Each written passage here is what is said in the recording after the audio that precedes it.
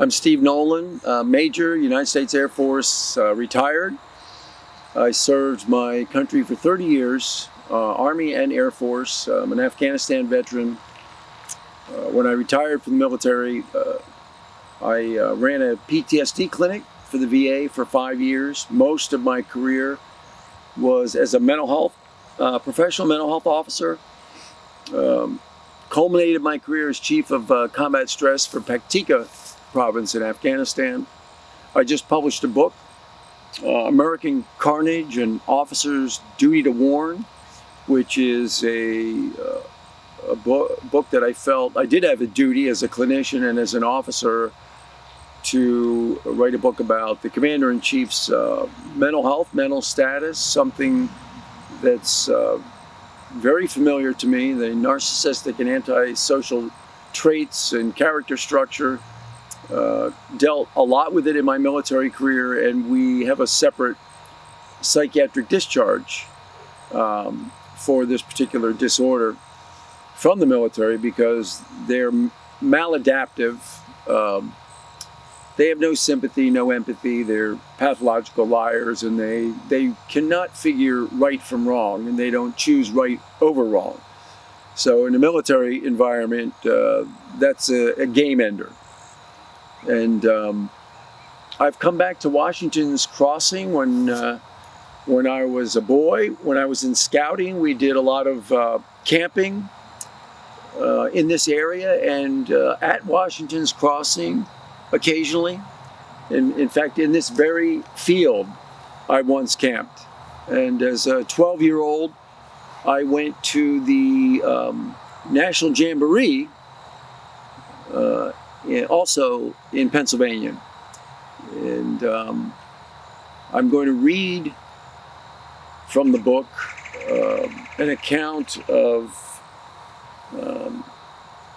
President Trump going to the Boy Scout Jamboree in 2017 and giving a speech there.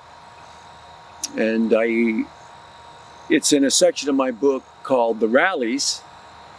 And this is the end of that section, and it's called The Youth Rally.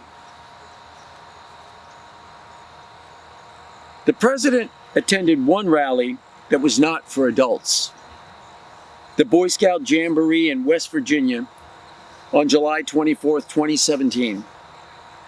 He addressed a crowd of thousands of adolescent boys and gave the most offensive speech I have ever heard given to the youth of America. I'm an Eagle Scout, so I'm well aware of the values and principles that Scouting is designed to instill. It's an organization committed to producing ethical, moral, upstanding American citizens and human beings.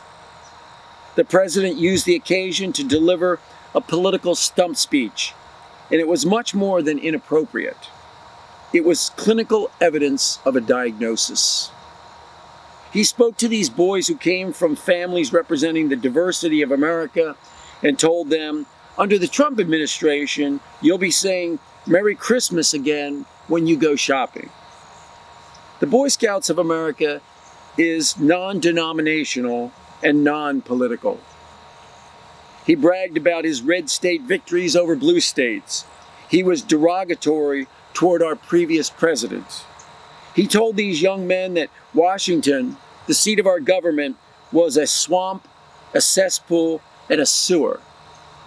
We teach these youngsters to revere our institutions of government.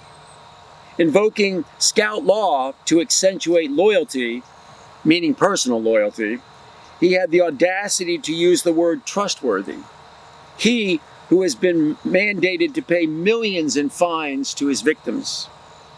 In a statement that some would think was delusional, but actually reveals a pathological level of narcissism, he said, "An unbelievable tribute to you and all the other people that came out and voted for Make America Great Again."